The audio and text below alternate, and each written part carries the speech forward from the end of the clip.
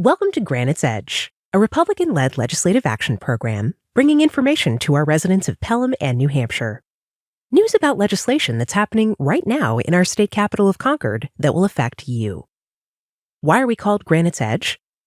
Our small town of Pelham, New Hampshire is located on the southern border of our wonderful Granite State, so we're right on the edge. And as all of you know, that edge is exactly what we have over others. Granites Edge. In this program, we'll take a dive into some of the most important legislation of this session. We'll talk to legislators about the challenges in our state and about the committees they serve on. And every month, we'll have a special guest, someone who's an expert in their field who will bring you the truth about important topics that are linked to important legislation that may affect your liberty and freedom. Your host today is Herschel Nunez, an elected state representative right here from Pelham, New Hampshire, who thinks it's important that you know what the legislators know. So stay tuned. We have a great show for you today. Hello and welcome to Granites Edge. My name's Herschel Nunez and I'm your host. I'm a representative from right here in Hillsborough 37. I live right here in Pelham. Today we're going to be talking about education. It's back to school month here on Granites Edge. We have some special guests with us. Today we'll have Representative Alicia Lekas with us, and also we'll have the Director of School Choice, Michelle Levell, with us later on. So let's get on with the program. Alicia, thanks for being here today. I love coming. Thank you, Herschel. Representative Alicia Lekas, not only are you a representative here in our district, we're also friends, and we're friends before we both won our positions. Tell us a little bit about your history in New Hampshire and how you came into being in politics. Well, I think I've always been interested politically in things. We've always kept up with what was going on around us, what was going on in the state. And at one point when our town, when they decided that in order to reassess your home for tax purposes, property tax purposes, that they needed to come into your home. And if you turned them down, they could assess it at whatever they wanted and you had no recourse. And that was totally wrong. So we ended up talking to IJ, Institute for Justice, who we've been supporters of for a long time, and actually sued the state, two others along with us. We actually sued the state to get that changed. And what the ruling was that, oh, that had to do with taxes, and they didn't do anything with taxes. And it's like, no, this wasn't about taxes. This was about search, right? So privacy of your home. Privacy of your home. And so at any rate, the state ended up changing the law. So you won. So we won, but on the other hand, IJ was hoping, because other states were doing the same thing, they were hoping to take it and use it as precedent elsewhere. In other states. In other states. But yes, we won. The state changed that. They can no longer do that. And you guys became quite popular in Hudson, from what I understand. I don't know. Your names, you and your husband. Your husband is also a representative. Yes. Tony Lekas is also a representative. He's been on the program before. You had a little bit of notoriety from that. You met a few people while you were going through the course of that. And that was quite a number of years ago when that happened. Yes. This past election cycle, you and your husband both decided to run for state representative. What brought you to that decision? Well, people have been asking us for a long time because we are active. We do keep track of what's going on in the state. We've both gone up and testified on various bills. And so people have been asking us, but it's like it wasn't the right time. This wasn't really the right time either, but there were 5 openings and somebody had to do it. And so we just kind of looked at each other and sighed and said, I guess it's our turn. I did the same thing. We immediately looked at each other and said, we got to get Herschel in here too. Well, I had heard through the grapevine that you guys were planning to run as well, and then we all got back together and talked after we had all filed. Fortunately for us, we won. And now we're out there doing the job. And the reason why we have you on the program this month in our Back to School month, our back to school program, we're talking about education, is because you're on the Education Committee. Now, what is the real name of your committee? Is it Education and, isn't it Education and Workforce? No, no, that's the Senate. That's the Senate, okay. We're just the Education Committee. Education Committee. And you have how many members on the committee? 20. 20 members on the committee. And this year seemed to be a challenging year for us where education was concerned at the State House. We had a lot of bills that were filed, a lot of challenges to things that were already in place. And because it's back to school month, we're going to talk about some of that legislation and some of what happened with that legislation. Okay? You ready? I am. All right, here we go. Let's go ahead and go for the gusto All right. right now, and let's talk about House Bill 632 and Senate Bill 318.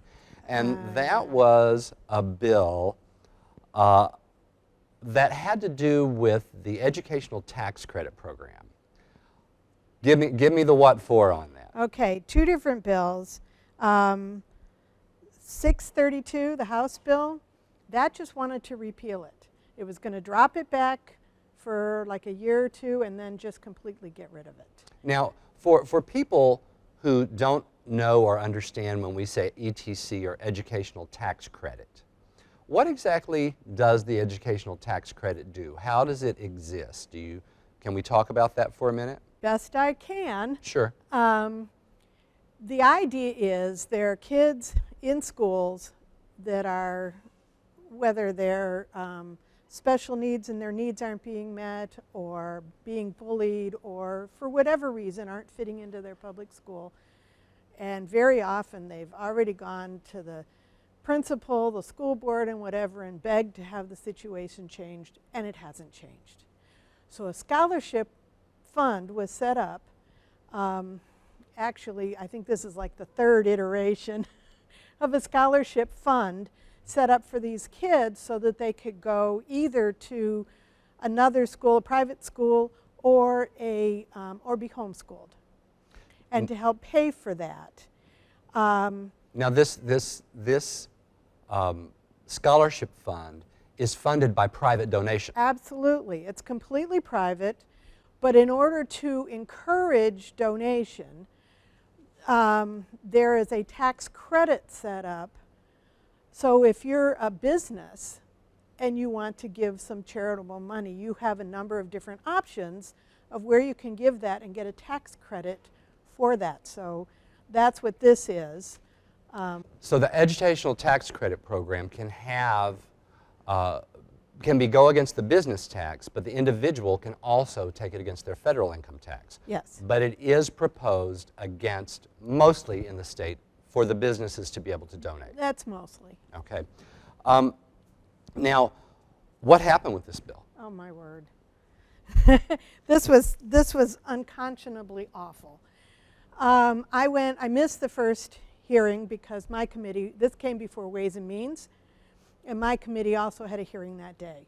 So I missed the first one, but I heard all kinds of horrible things that had happened. But I made it to the second one. And in the second one, the chairman of Ways and Means was abusing, basically, the parents and kids who were coming in to testify. I mean, it was horrible. There was no excuse for treating any member of the public the way they were treated. Their arguments on that side boiled down to three basic things. One is some of the people on the committee and in the public are very much, it seems, against religion and religious schools, and the idea that any money was going towards religious schools. They were just adamantly against that. Mm-hmm. So then the argument came up about it's not state money, it's public money. But certain members of that committee seem to believe that all money is state money and they might let you keep some. I'm telling you, it was awful. But there was even, somebody came up from IJ, a lawyer, and gave the Supreme Court case that said, no, it is private money, not public money, not the state's money. And the chairman of Ways and Means said, well, that doesn't apply to us. Okay.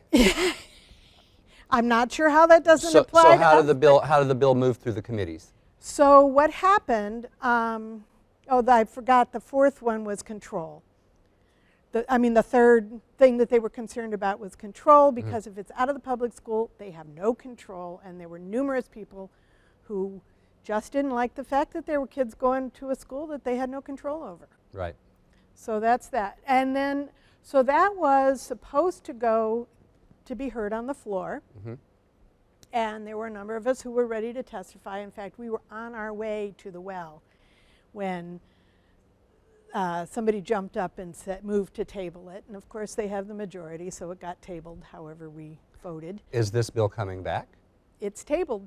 It's tabled. So we won't know until we see it resubmitted through our LSR, the way we do our LSRs. Right. So I don't know, I'm assuming they'll bring it back. They keep trying this every year or two. So that was a bill that there was a lot of attention that was paid to it. It was set out to just completely undermine the educational tax credit program. The Democrats felt that if any money comes in, it should be going to the public school system, period, and that they want the kids to be going to school in the district where they live, and that's the way they want it. Right. And the thing is, the tax credit, the tax scholarship program saves the schools money. I mean, if all those 400 kids went back to public school, so it might not cost the exact per pupil whatever that they calculate, but for the special needs kids, which a lot of them are, it's going to cost a whole lot more than that. So this program is actually saving money to the state. And they just don't like it. They don't like it. The other They don't side. have control We over like it. it. We love it. We like it. So let's move on here. Thank you for that. Let's move on here. Let's talk about 711, HB 711, cutting the charter school funding in half. This was really a non-bill. A group got together and came up with some other way of funding public education, and there was not much about it that actually worked. I mean, they were counting based on population of a town rather than property value or anything else, and so we basically ITL'd it without much discussion. That bill just went away. It just, But ITL, within the bill, know, they were trying to cut funding for charter schools. well, that was part of it. That was part of There it. was a whole lot. There was a whole lot of moving around that they did and stuff, and that was just part of it. But it didn't work at all, so we didn't even really consider it. Let's move on past that bill now. Let's talk about HB 222, the criteria for teachers in charter schools. Yeah. I think in this bill, even though it was ITL'd, weren't they trying to move like 50? Right now, the charter schools are set up to where they're supposed to be 50% of the teachers are supposed to be credentialed. Right. And they were trying to move this to 75%. To 75. If that bill would have passed, what would have happened to all of our charter schools in the state? Well, there are a number of them that would be scrambling for teachers because they have teachers who are perhaps retired, teachers who always taught at private schools, and teachers who are from the industry. If you're teaching somebody how to do woodworking, you want somebody who's done that. Right. And they might not have gone through life as a teacher and got certified. They went through life doing woodworking. Right. And so they're teaching something that they know very well. And so you lose those really experienced people. And the thing is, there is a certain segment of the population, a certain segment of the legislators who hate charter schools. And we see a couple of them here that are basically just, they're doing everything they can to get rid of charter schools. And the charter school programs, part of the reason why they were set up in the beginning was because children wanted an alternative way of learning. Right. They may not have been, again, fitting into the schools where they were. They may have other interests. They may be excelling in an area where other children aren't excelling. They may be bored in the public schools. And having said that, this would have, just like when you send a child to a private schools don't have to have credentialed teachers. Nope. The charter schools have to have 50%. This would have raised it to 75%, and they would have been scrambling to find teachers, which could have caused some of them to close their doors. Well, the other thing it could have caused is it could have caused the public schools to lose teachers because it's much more fun to teach in a charter school. Yep, that could have happened too. Let's move right along here. People don't think about that aspect. So when we talk about these things, we know what makes a good teacher. We just talked about this. The people who have the knowledge to teach the subject, right? And a way to say it so that somebody else gets it, which can be, they have to really be creative, because what makes you understand something and what makes somebody else understand something can be two completely different things. Right. And as a teacher, I have to be able to say it in a way that you're going to get it and in a way that that other person's going to get it, which may mean I have to say it 5 different ways to reach everybody. Right. So moving along in our list here, we're going to look at HB 251, the criminal background checks for teachers. This was a retained bill at the committee level. Talk to me about what went on with this bill. I think that they brought it back from an HB 1432 and HB 916 from 2008, imposing redundant requirements on private schools so that they must satisfy background checks. Isn't there background checks that are already required? Not everybody requires background checks. Public schools do. Charter schools do because they're public schools. Mm-hmm. It varies. This turned out to be not the bill they thought it was going to be. They thought, oh, this is straightforward. We'll just have everybody working with children get a background check, right?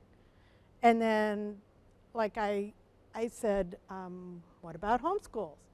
And they said, oh, that's just parents. Parents don't need a background check. And I'm like, you don't understand how homeschools work.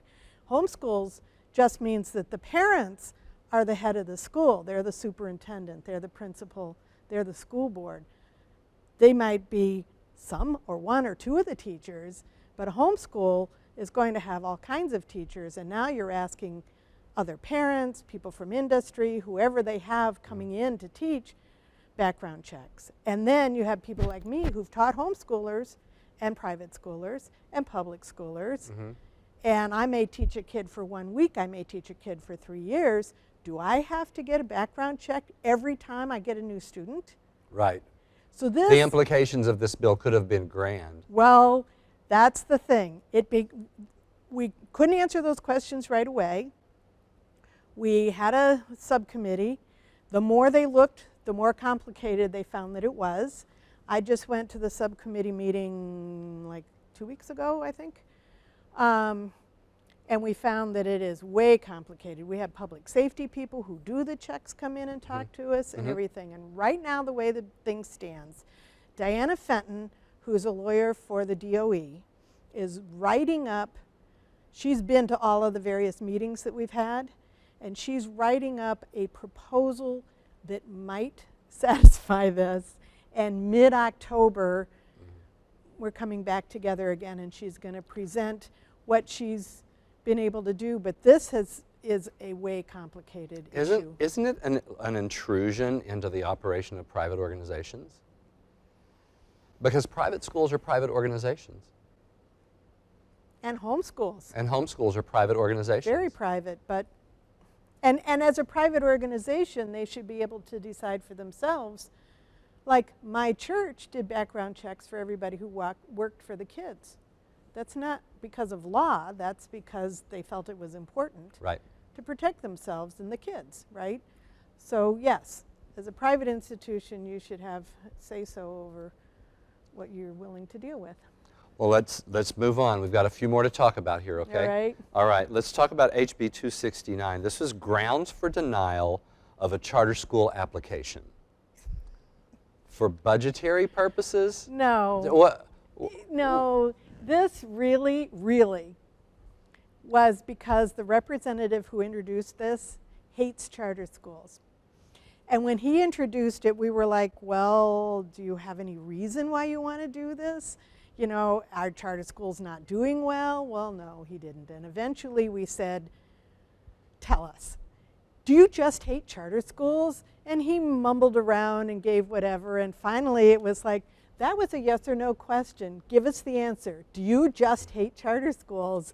And he kind of said, yes. Well, I mean, I know who the representative is, so I can, but so that was the point of this. He just wanted to get rid of charter schools. It was an attempt to justify the charter school moratorium that was proposed in years past, where they wanted to just completely knock out all of the charter schools. It was another attempt. Right. Well, he keeps doing this because he basically hates charter schools, and he finally was forced to admit it. So let's talk now about HB 329. 329. And that is about school data security plans. Yeah. Now, what's wrong with this bill? There is no way that I can tell that you can be assured that data is secure. We had people who do this as a living, who came in and said, you cannot make this secure. You need to do that. I mean, very specific, and he kind of got ignored because they didn't like him. I'm sorry, there are personalities involved, and sometimes they get in the way of reason. But the governor signed it into law. And I think he may have missed a point in student privacy is as relative as any other privacy, as our privacy at home, as the privacy in our lives. I believe that some of the arguments, I was sitting in the audience when this was being discussed, and some of the things that people were saying were things like medical records for the students are held on some of these systems. And if you're going to allow people into these systems, what happens to these medical records? Our students, I mean, there's very lackluster information out there about HIPAA where students are concerned. Right, because it follows a completely different guideline, and that's part of what makes it difficult, is because they have to follow the student guidelines and the federal health guidelines. And sometimes it's unclear how to do both. But yeah, basically there's no, I mean, we keep hearing about incidents of people breaking into data. And there's all kinds of data that we collect these days on students. And it's not like having it in a folder like when we were kids, that somebody would have to actually physically break into the school. You can get in from off-site, get the data on students, and sell it.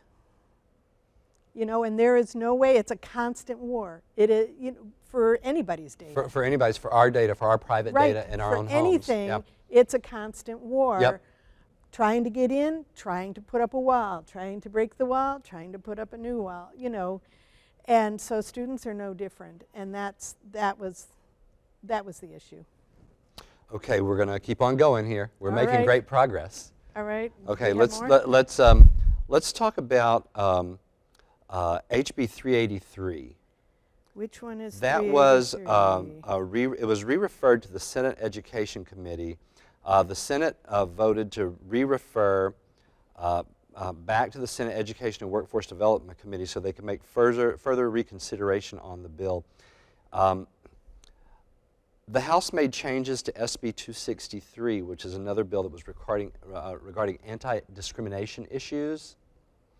And this bill was re-referred. I think that they're thinking that it may have redundant requirements in it, two different bills with the same thing. There are a lot of bills that nobody knew how it was going to go, and just in case it got killed one place, basically the same bill was intentionally put in both houses, figuring that Happened on my committee too. right, Yeah. figuring that if it made it through, if it made it through both, they'd just get rid of one of them. Get rid of one or combine some things and make it Yeah. all one bill. Yeah, we did that. We took 4 different bills, I think, and turned them into one bill. HB 414 was about notifying parents for bullying. And this was retained in the House committee, and it's already been stated that it's coming back for 2020. This is applicable to school choice issues, isn't it? It's applicable to school choice. It's applicable to the scholarship program. It's applicable to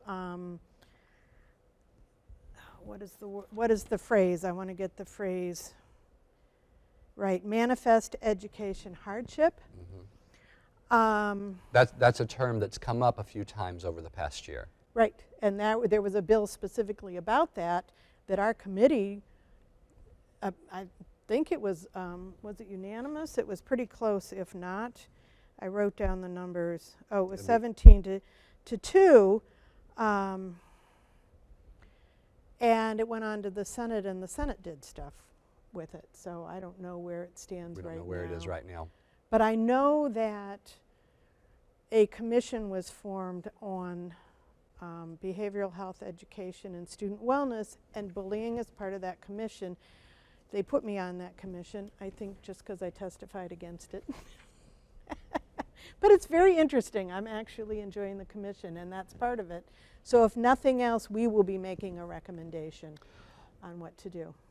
And that's going to sort of wrap us up on the talk about bills. There's one other small topic that you and I discussed earlier this week, and that's about the social emotional learning program.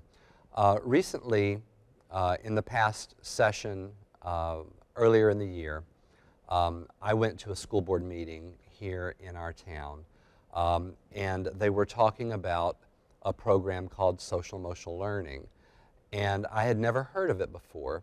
So I did a Right to Know 91A to the school board, asking them several questions. When you do a 91A, it's a Right to Know request. It's a legal request where they have 5 business days to get back to you with the answers. And while they did a good job at answering my questions, we did find a couple of discrepancies that were questionable. They probably were not intentional, but they were questionable. And then there was another meeting that I didn't get to go to, and you stood in for me in that meeting, and you learned some more about the social emotional learning program here. And then you gave me a really good perspective of this this past week when you and I sat down and talked with each other. Can you tell me about that perspective and the differences in the way it's actually being implemented and maybe what it should be? Well, first off, SEL isn't a program. Each school district will figure out what program they want to use to do social emotional learning. And some of them, like one that I was telling you about, Choose Love, which is basically just teaching children how to take ownership of their emotions and how to choose how to react and choosing love, you know. It itself doesn't involve tracking. It doesn't involve This parents. part of the program. Well, this particular program. Right.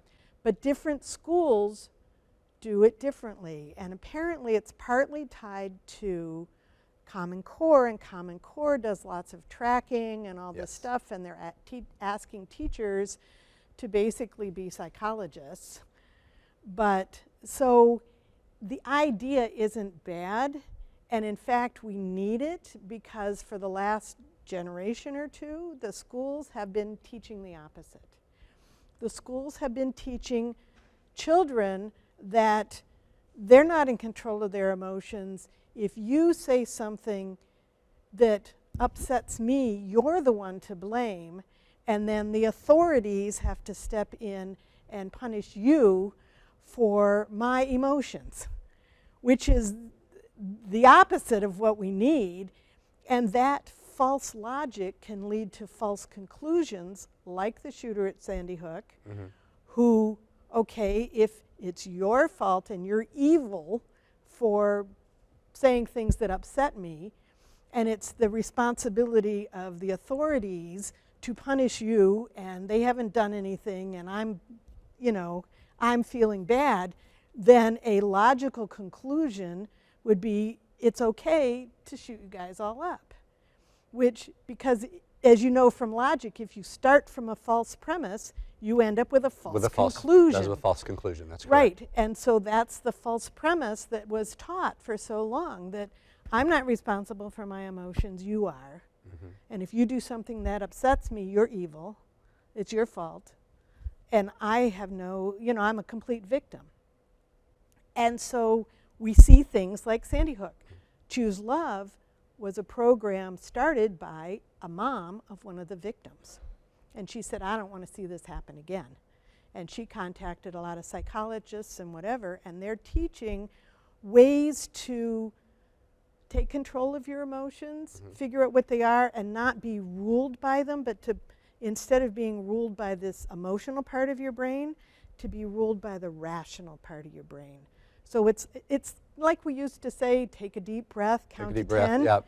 Right? I mean, Step back for a minute. Yeah. We used to teach these things, Yes, right? We yes. didn't call it anything, but we used to teach it. It was just normal stuff. Now, that is a program that is being used That is in a some program schools that- of social emotional learning. Exactly. In other schools, there are actually data banks that are being created with information about children that is being shared within the school, but it's not being shared with the parent. Right. And my take on those types of programs, which unfortunately or fortunately, it depends on how you look at it, in our town, they're already creating these data banks on some children in different grades. It's an opt-in program, and they accidentally profiled some students that were not opted in. I know it was an accident. I'm not trying to get anybody in trouble here. But my thought on that would have been that they should have immediately released that Yes. data out of their system Yes. and contacted the parent and let the parent know that they made a mistake and they actually profiled them and then they deleted it. Instead, they sent an opt-in form to the parent and said, well, we've already got it. I think that that's a bad approach. And that's my personal opinion. I think that's a bad approach. My interest in this was that they were creating data banks, and that they were, I called it profiling the children. The school board asked me not to use the word profiling. I don't know another way to say it. They're adding data to a data bank for these kids weekly, and it's about the way the kids are feeling each day when they come to school. And as another educator told me, they're using the program to try to separate the emotion from the child so that the child can learn that day. How do we get the child to learn that day and leave the emotion to the side? That's a huge topic that I don't think can be considered solvable inside a classroom. Well, part of the idea behind this is that if there are certain needs, the pyramid of needs. The pyramid of needs for, yeah. Yes.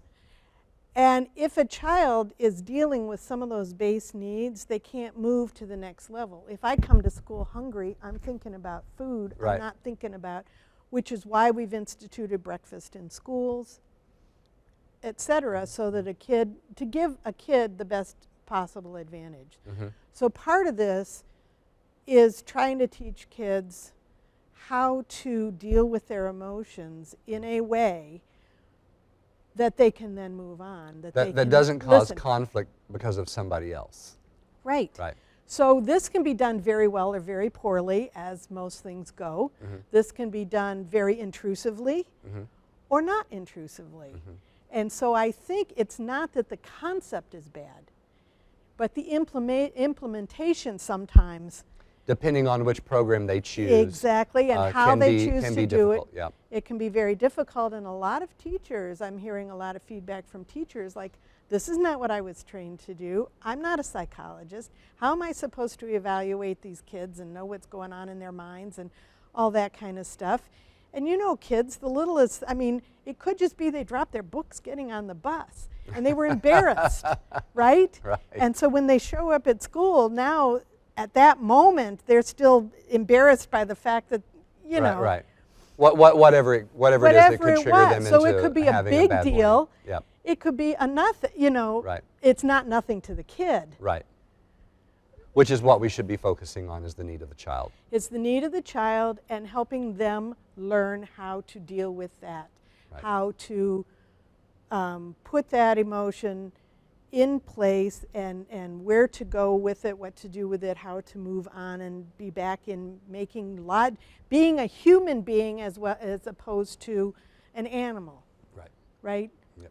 Using our Noggins. our brain, Using our brain rational power. brain, Right. as opposed to being ruled by our emotions. Well, Alicia, that was a great representation of a different way to look at that program.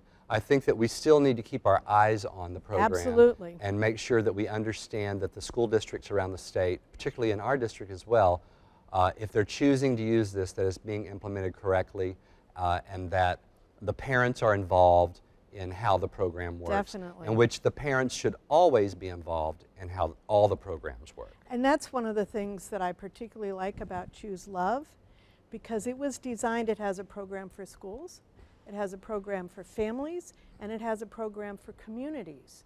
And in towns where this has been implemented town-wide, they have seen huge results in much less fighting, much less problems in school, much better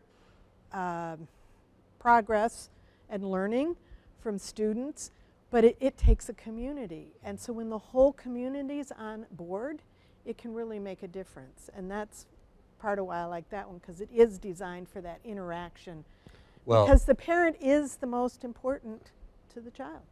thank you so much for being part of our community and for being a representative in our district. We appreciate you. It's time for us to move on to our next segment. I want to thank you so much for being here. Thank you, Herschel. Representative Alicia Lekas, a great representative in the State House, Republican, great friend. We appreciate you being here. Thank you. And we're back, right now we have Michelle Levell with us. Michelle is our special guest today. Not only has she been an activist in the state where schools are concerned and children are concerned, she's also the director of School Choice of New Hampshire. She's a co-founder of the Granite State Home Educators. She's the chairwoman of the Women's Defense League, amongst a myriad of other credits that she carries, including being an outreach coordinator for the Children's Scholarship Fund, being on the board of directors for Liberty Harbor Academy. There are so many other things that Michelle has been involved with. And today we're going to talk about a new program that has come out from the Department of Education called Learn Everywhere. Michelle, thank you for being on the show. My pleasure. Another wonderful thing, I say this on every show, we are good friends. This is a great opportunity not only for us to talk about the Learn Everywhere program, but to get to visit with each other a little bit as well. Definitely. Michelle and I have been friends for a long time, and this is such a treat for me to be able to talk to you today. So let's talk about Learn Everywhere, and let's focus on the children, because we're focusing on the children. Mr. Rogers said something a couple of decades ago on his show, on Mr. Rogers' Neighborhood. Do you remember what it was that he said? It essentially comes down to play is serious learning for children.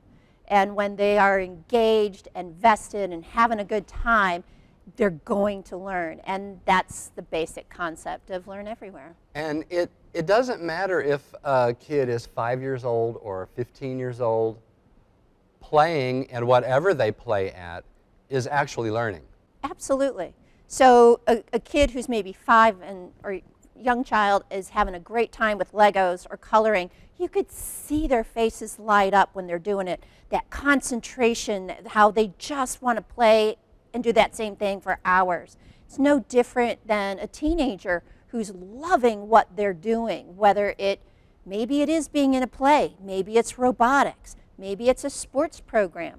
But when they're really loving what they're doing, they light up. And Learn Everywhere is the opportunity for public school high schoolers to get credit for doing what they already love. You know, we were talking a little earlier about Minecraft. Yeah. Having a chat before the show about Minecraft. So many children are using this Minecraft program. I have no idea what it is or what it does. But I know that all of my friends' children play Minecraft. And they say it's a really serious program where they build things and they do things. This is what we're talking about here, right? Exactly. The kids are playing, but they're learning things at the same time. Entirely. Because playing is learning. Absolutely. Minecraft has a lot of different learning elements, whether it's coding or reading. I know a kid who was maybe a little later to learn, but wanted to play Minecraft with his friends. So by golly, he finally buckled down and it clicked.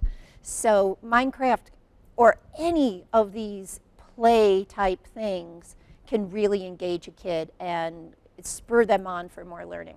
So what is the concept of Learn Everywhere? Now we know that this was an initiative that was rolled out by the Department of Education recently, in the past year or so. Yes. And we also know that there's already some people that don't like it. But let's talk about the concept of Learn Everywhere and what it's going to allow the students to do. So Learn Everywhere is pretty much just like the name implies. It recognizes that high school students can learn outside of the four walls of a classroom and outside of the typical school hours of a standard school day. So whether a student is engaged with, let's say the Civil Air Patrol or a program at the YMCA, or they're taking a special theater class because they just love theater and it lights them up, or dance or anything else, that they can then earn up to 30% of their graduation credits through these outside sources. The Department of Ed is then the reviewer of these programs, so they aren't constrained by a particular school district anymore, because a lot of these programs are offered regionally or have a broader appeal. So kids are not constrained by their zip codes for these opportunities to learn and try something out. And it adheres to the state's philosophy on in the statutes, correct? It does. It does. So it allows up to 30%, but that 70% or more is still completely controlled by the local school and what they choose to recognize for credits.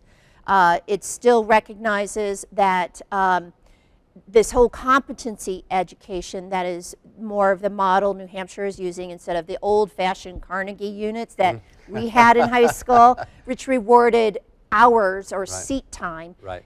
Competency ed at its best is recognizing mastery and however long it takes that student to achieve that goal. So this is very much in keeping with this big picture direction of New Hampshire's education model.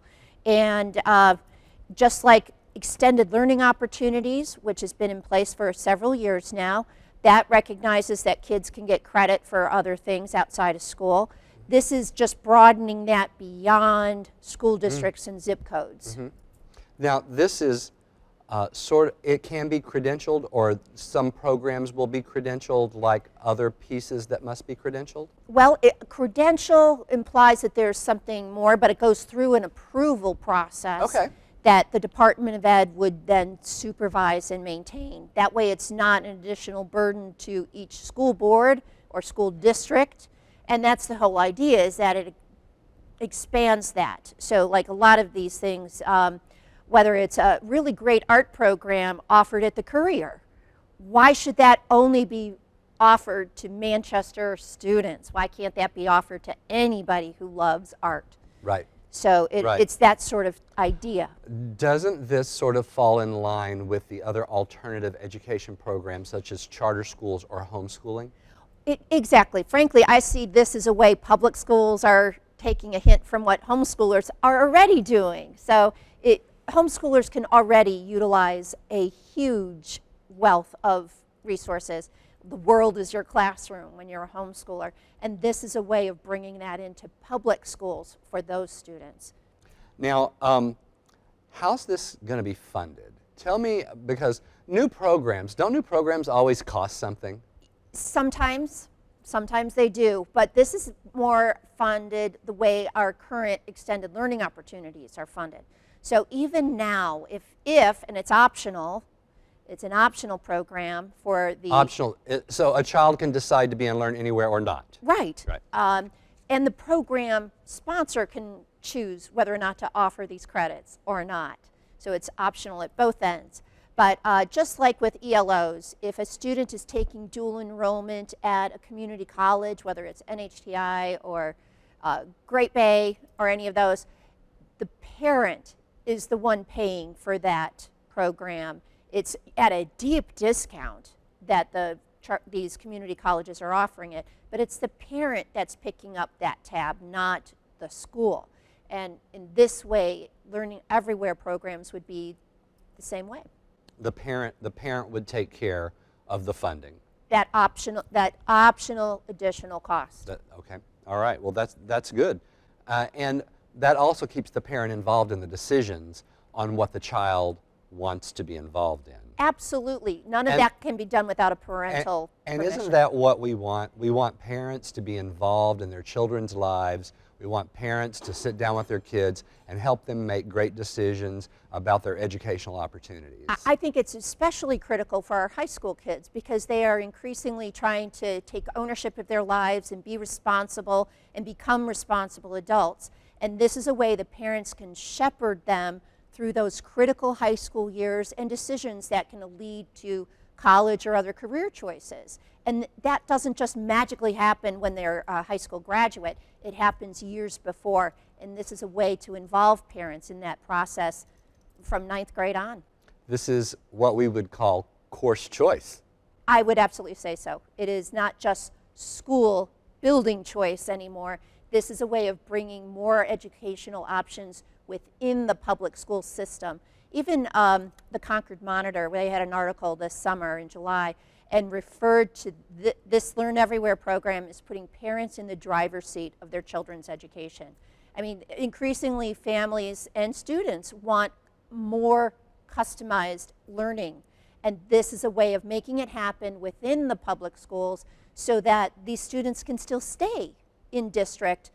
Otherwise, these are parents who otherwise would consider taking an exit from the system in some form, and this is a way of the public schools staying competitive. Now, while I like the sound of Learn Everywhere, I think you like the sound of Learn Everywhere. I do. You know a lot about it. That's why you're here. Some people don't like Learn Everywhere. There were some challenges this year in the legislature concerning Learn Everywhere. There was a bill that was proposed that would have stopped this program before it even had a chance to get started. What happened there, Michelle? So this last year, so the Learn Everywhere was implemented using 2018 legislation. So since then, the Department of Ed has been crafting rules and essentially putting more meat on the bones, so to speak. Structure to it. Yeah, exactly. Yeah. How exactly would this work? How would the approval work? How would this all be credited? And they've gone through this the past year. While the department was still working on this, a bill was submitted for 2019 that would completely repeal it. Not even just tweak it a little bit, but gut it and end it immediately. That's Senate Bill 140. We were very fortunate that the governor vetoed that bill, and it was sustained Yep, this it was last sustained, week. yes. So we were very fortunate, but it's because it passed both the Senate and House. People who don't particularly support this program have rolled it back into 2020. We'll see it again. Now, when we're talking about Learn Everywhere, we're talking about these challenges that are coming through the legislature. we continue to see challenges coming through the legislature from the left that have to do with all of our alternative learning programs, whether it be homeschooling or whether it be charter schools. Now, when there is a program that the Department of Education wants to submit that helps the public school system understand and be able to envelop some of these wonderful resources and learning opportunities for children, this is being challenged too. Why do you think that is? Why do you think that these challenges are coming through against our alternative learning systems? I think, well, to be quite frank, I think our unions have a very strong and vocal presence in this. They're afraid of change. They're afraid of losing what they see as control, whether it's of people or of money, and they just see all choices being hostile to their primary love of public education.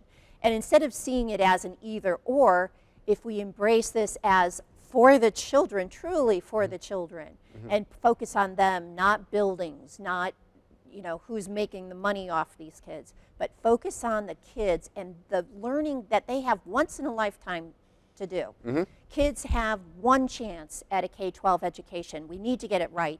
And that is going to look different for each kid. Because no kid learns the same way. Not one kid learns the same as the next kid. Children have different levels of learning, different ways of receiving the information, different ways of processing that information inside their brains. Even if it all comes out to the same result and the same answer, they go through different trials and tribulations in order to get to those answers. And do you not agree with me that it is our responsibility as parents and as our responsibility as educators to understand that those needs have to be met individually? I think it's even more than that. I think it's our community responsibility to ensure that each kid has that opportunity to be successful, and it starts with their education. And you cannot do that with a one-size-fits-all cookie-cutter process. And this Learn Everywhere is a way of making it less standardized. Yeah, maybe, little Johnny and little Susie may graduate with very different experiences, but that doesn't make it bad. If it works for them and prepares them for the next stage of life, that's a win. That's a win. I agree with you. That's a win. Now, where do we go with Learn Everywhere from here? Because we just had this bill that came through that was vetoed. It is law. Yes. It's in law. I went out today at the newhampshire.gov website and read what they had to say on Learn Everywhere on the website. It is law. What does the time frame look like for the children in our public school systems to be able to start utilizing the processes of Learn Everywhere? We're more than a year away from it because the Department of Ed's rules that they proposed did go through a review process with the State Board of Education, did get the votes to support that, and it went in front of JLCAR, which is the Joint Legislative Committee for Administrative Rules. That's a long one. JLCAR. But JLCAR has an approval process anytime the state agencies put rules together that are supposed to reflect the law.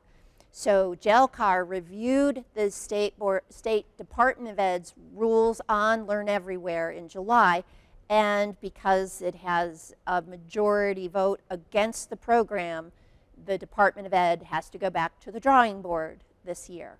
And so they are in the process of reviewing what they did and making adjustments to try to be responsive to the concerns JLCAR raised.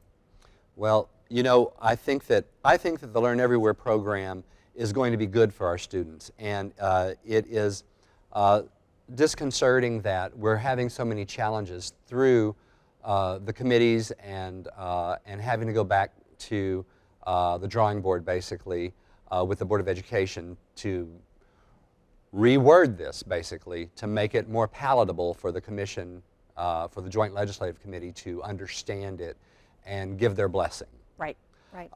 So we still have a ways to go on it.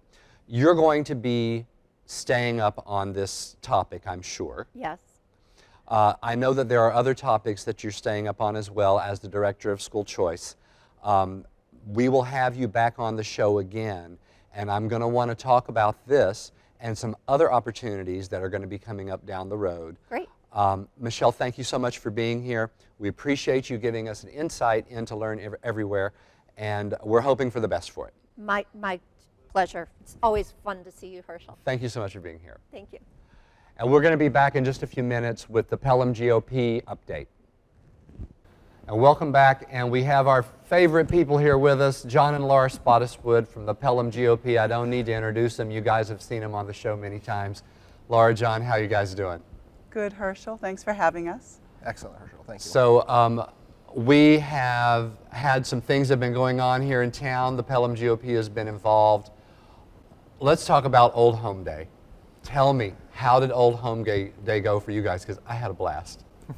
I thought it was great. The weather didn't cooperate, but the people did. We had tons of people coming by, wanting information, meeting some of our candidates. It was very exciting. We had candidates that showed up. Yes, we did. They showed up and they stayed for a while and talked to people. We had people all surrounding the GOP booth out there, didn't we? Yes, we did. Yes. It was so much fun. Now, we were able to do some raffles at the table, and people were able to pick up some goodies, Yes. right? Some donations. For donations. For yes. donations, as donation goodies. Yes. And we had some bumper stickers and some pins and some coffee mugs and some. They did a candy count. What was that? We had Swedish fish this year, so whoever guesses the number of candies in the jar gets the jar. Do we know who won yet? Yes. Has it been announced? Yes. Leo Storch won. Leo Storch He was won. off by 12 candies. But he was the closest. Yes. He was the closest. Well, congratulations, Leo. We changed it up a little bit. Usually we do jelly beans. Yeah. But Go this figure. year it was Swedish fish. We went It with was, something different. yeah. But that's a good thing, because a lot of people came by. I saw them continually filling out their little slips of paper to put into the jar so that we could draw for it. Yes. So now, Old Home Day, I would consider it a huge success. We were able to meet with General Bolduc. We were able to meet with Corky Messner. We were able to meet with Steve Negron. And they all came by, spent a lot of time at the booth, talked to many, many different people, and had good messages to say to everyone. Definitely. What's coming up down the line? Tell us. We got a meeting coming up soon? Yes, our next meeting would be Monday, October 7th, 7 p.m. at the Pelham VFW, as always. We always meet the first Monday of every month, unless it's a holiday. This meeting is a little bit different. It is our 2020 kickoff. This is where we're going to officially get the campaign season underway, and we will have some candidates where we'll put that on the Facebook page of who's coming. And all you guys out there know, this is an award-winning team right here where candidates are concerned. So I'm really happy to be able to be a part of this with you guys this year. It's a lot of fun that's involved and a lot of hard work that's involved with all of it too. It is, yes. Yes. So that's October the 7th, Yep. 7 p.m., VFW Hall. And do we know who our special guests are going to be that evening? Our MC at the moment will be Steve Negron. Okay. He's going to be our special guest there. I believe Corky Messner has RSVP'd, and We're working on some others. yeah, Working on And some we're others. hoping for some of our state reps to Yep. show up. I'll be Yes, there. We know Herschel you will will. I'll be there. Yes. And I would encourage all the rest of the state reps from District 37 to show up as well. Yes. Now, there's a topic that we have been working on. A lot of folks in town have been working on this topic, and it has to do with an ordinance that passed in this last town election about property rights. Laura, do you want to tell us what's going on with this and where we are? Sure, yep. There's a group of concerned citizens who have been gathering and communicating. Our next move will be an event on October 19th. Saturday. Yes, at the Saddlery in Pelham. That's 53 Wyndham Road. And it's going to be a meet and greet with local livestock. So you can come by and meet. Okay, so wait a minute. People are going to bring their livestock with them. They are. Oh, yeah. this is going to be fun. Yeah, I think the star of the day is going to be Nate, the mini pony. You get to meet Nate. Yeah. So we'll have refreshments and livestock. And, Yes. and this comes about because an ordinance was passed in our town with the last election that is limiting livestock on a property. If you don't have 3 acres or more, then you can no longer have livestock on your property. Yep. People are being grandfathered in if they already have it, but this is concerning new residents, or if you move in the town, Correct. then you lose that right to have your livestock if you change from one residence to another. Or if you lose livestock. Or if you lose any livestock, you can't replace it. Correct. So if you happen to have 2 acres and you process out for yourself each year a couple of pigs on your lot, once you process those pigs out, you can't have any more. Correct. And your pig cannot have piglets because that increases the size of the livestock on your property. And this was brought as a petition warrant that came in and was passed at the last election, but there is a process that's going on right now to repeal this, and that is what this meeting is about. Right, yep. We're hoping to just gain awareness with other town folk with this article, and we are trying to repeal it. We're working on that now, so we just want people to know what's going on, be able to come ask some questions, and find out what's happening. And come out and meet, what's the pony's name? Nate. Nate the mini pony. The mini pony. Well, that's a wonderful update. October the 7th at the Pelham GOP, October the 19th at the Saddlery, Tough word. say it, I can't say it. Saddlery. Saddlery Yeah. on Wyndham Road.